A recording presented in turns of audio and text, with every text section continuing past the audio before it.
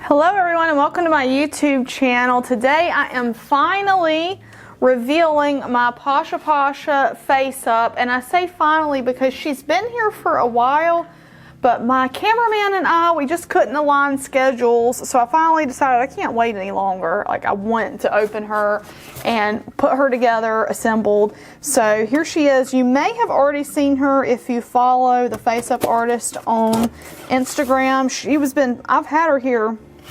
It's been almost a full week now, and she did share her on her page, but I think she just came out so magnificently. If you saw the video where I talked about her and trying to decide how I was going to have her painted and decided finally to do a Princess Diana inspired look, I'm so glad I decided to do that because she just came out fantastic. And let me just get her out of here and then we'll look at all the pieces together because I am so thrilled about her right now. I'm just like, I'm so glad I had this idea. Like, I'm so glad it struck me when it did, because I was kind of clueless as to what I was going to ask for.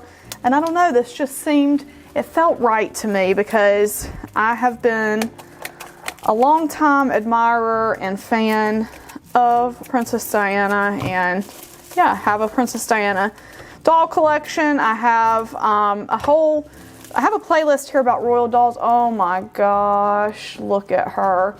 So obviously, if this is the first time you're seeing this, this is PashaPasha's breath mold. Obviously, she herself, the sculpt does not look like Diana. The bone structure is different. The shape of everything is different. So this is an inspired by look. I found these great pictures of Diana. You know, she's got that iconic blue liner that she did in the 80s and early 90s before she changed it. Gosh, I just love it. And then her almost like corally salmon colored lip, and I just adore her. And then also, do you notice the little beauty mark that Sumanaki added? Oh my gosh, she just looks fantastic. I'm so thrilled with her. And you can see why, like, when she messaged me that my name had come up, I was like, oh my gosh, I gotta get a doll to send her. Like, I don't want to miss this spot. So she just came out so good. Oh, I'm thrilled. Oh, I'm thrilled. So I'm gonna put her face on, and there we go.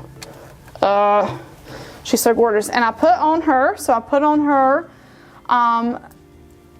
iconic necklace that Diana wore, and the Travolta gown, as it's known, the gown designed by Victor Edelstein that she wore on a visit to the White House where she famously danced with John Travolta. This is the Franklin Mint vinyl doll version, the vinyl portrait doll dress.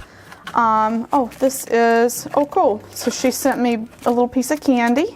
Very nice. That is this dress. So I thought I have a lot of the Franklin Mint outfits, and this one I felt looked the best on this Pasha, on the Pasha doll. Like, it suited best with the way her collarbone is sculpted and shaped, the way her arms are sculpted and shaped, and it just overall looks the best. It hugs her curves really well.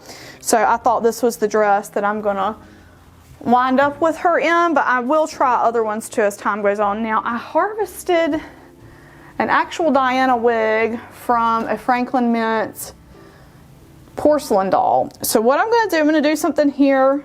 I'm going to put it on just to try it, and I mean, I kind of like it. Like, yeah. So what I'm going to do is something that y'all, I haven't done this on camera in a very long time. I'm going to glue this wig on. Okay, I'm going to show you the reason I'm going to do that. My camera is not focusing today. The reason I'm going to glue it on is it just makes my life so much easier to have the wig glued on so it's not slipping around. The way I do this is I use a little bit of hot glue. The nice thing about hot glue is it's silicone and it peels off easily. So I'm just going to kind of put like just a little bit. I'm not doing it on any of the painted areas of her face or head or anything like that. And so I just let it cool for just a minute so that it doesn't like melt the wig. And then I'm gonna put the wig on as so, and then kind of position it into place, and then I'll press it down onto the head.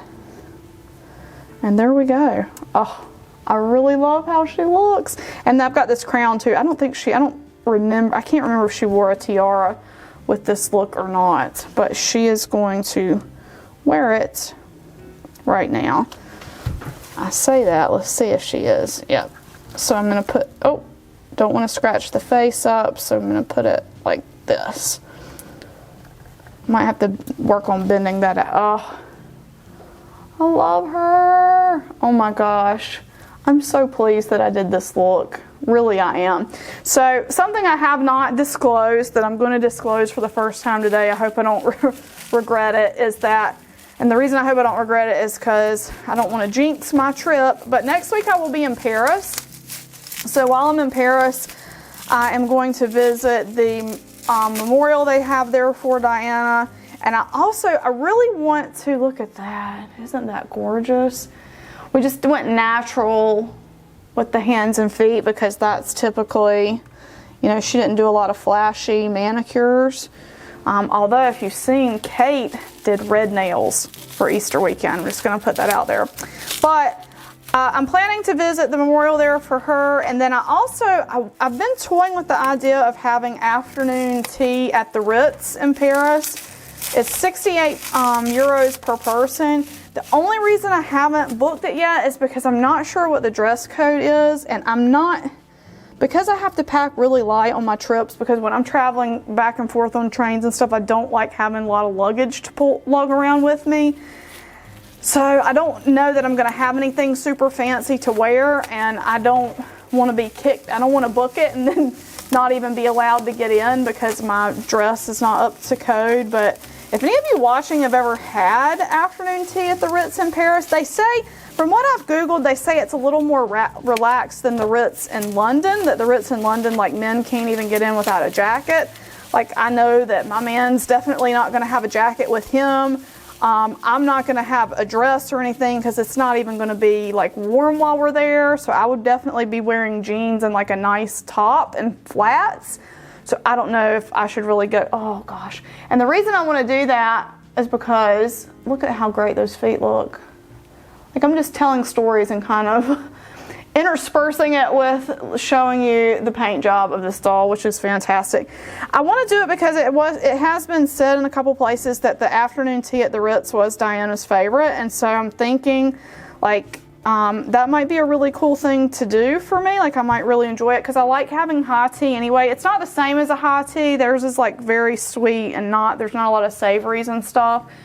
But yeah, I'm thinking about doing it. So if you've done it or know anybody that's done it, like, how stuffy is it? Is it something I should do or shouldn't do?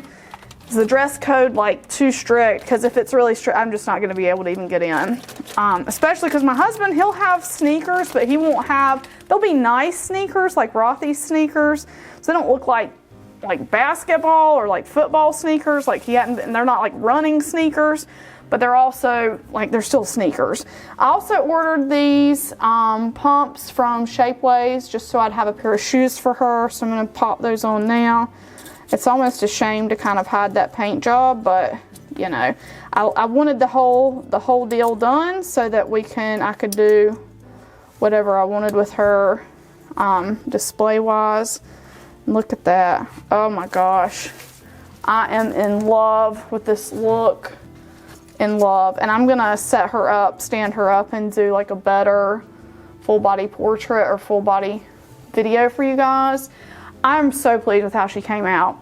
But anyway, let me know in the comments below if you've done the tea at the Ritz, like if that's something you would recommend. I really want to do it, but I don't know, I'm just nervous. I guess it's the whole, like, socially acceptable thing. Like, I shouldn't care what people think, but at the same time, I think I would be devastated to get kicked out of a place for not being dressed right. I think I would be eternally ashamed. But I'd like to try it because they say it was Diana's favorite tea. Plus, I really love tea. Like, I just like the whole thing. And it'll be a nice, relaxing break in the afternoon after walking around Paris all day. Like, it'll be a good, like, hour and a half, sit down, rest, have some sweets, some tea, you rest your feet sort of thing. I don't know. We'll see what happens. But anyway, so I'll be in Paris next week.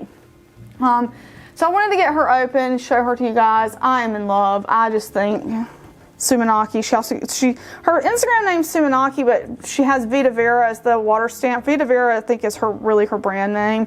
But her name's Akiko. She just does an amazing job. Just check her out. I am in love with her. Thank you so much for bringing her to life. I am so thrilled with how this came out. Like, in my mind, I could not have imagined it this good. I was just like, you know what, it's an idea, I want to do it, let's see what happens. Like, if I hate it, I'll wipe it and just redo it some other time. No, I love how it came out, y'all. She's just amazing.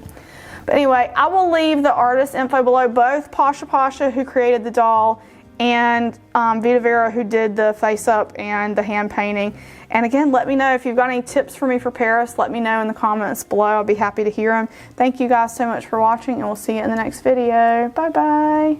I want to say a huge thank you to my patrons from Patreon. Lindsay S., Leah W., Doreen Z., Janice H., Mercedes W., Cindy K., Bear Sunflower, Diane B., Kelly L., Shorna R., Stephanie W., Shalane C., Penny P., Louisa's Knickknacks, Marty G., and Lynn. Your support means so much to me and helps me continue bringing you great dolly content. For more information on how you can become a supporter of this channel, check the link in the video description. Thank you!